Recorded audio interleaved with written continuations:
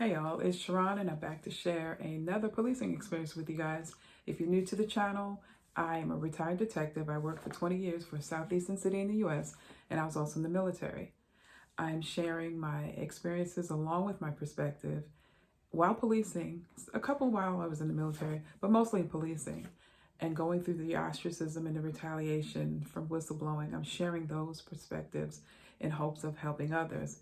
And with that being said, for the last couple of weeks, I've been sharing some elements from my plans. I have a physical plan that I put together to reform police, and I've been sharing some of those elements in the previous weeks. But today, I'm not going to do that. I'm going to come back next week and share a couple of elements to the plan to reform police. But today, I just want to take a second to tell you exactly why this channel was created.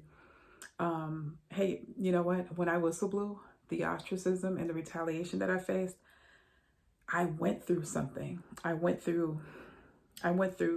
It affected my mental health, my physical health, my spiritual health. It affected me so much so that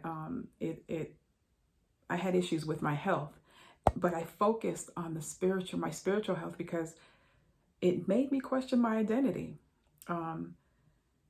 I'm a brown female who happens to be a police officer, and I wore that badge proudly, but I wasn't a police officer.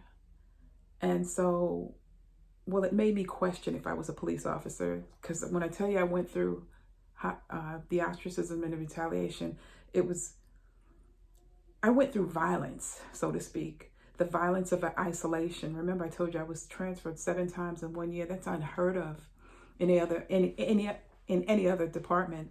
The violence of not being heard, the violence of not being able to be heard. I didn't have an avenue to submit some paperwork like, look, this is what's going on with me. I told you that in other videos. And so choosing to focus on my spiritual health, I started to read more of the Bible and things like that. And the Holy Spirit said to me, he questioned what was in my heart and made me look at myself. When I say spiritual, I'm looking within myself. And one of the profound things that he said to me was, it doesn't matter what the haters say. They can't convince Jesus. And I started to think like, what could I possibly say to Jesus? Like, if he was standing here right now, what could I possibly say to him about somebody else? Jesus, she ain't right. I don't know why you're talking to her. How does that sound?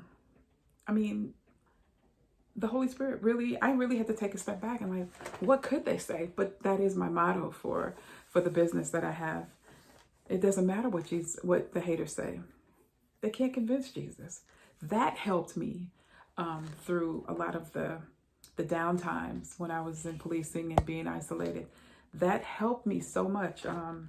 And so creating this channel, I'm creating it in hopes of whoever listens, they're helped by something I say. Every suggestion that I make, it worked for me. It may not work for you, but I might make suggestions. But the experience and gaining wisdom and knowledge from just someone else's experience, I always end my videos with, you don't necessarily have to go through a thing to learn from it. So that's one of the reasons, another reason as to why I created the channel, because I went through something with the ostracism and the retaliation of whistleblowing, and thinking I'm doing the right thing versus knowing if I'm doing the right thing. I questioned all of that. But yeah, I just want to share that little bit with you. That's the reason for this channel. If you could take something good from it or gain some knowledge from it, that's why we're here. All right. Take a look at our online store. The link is in the description.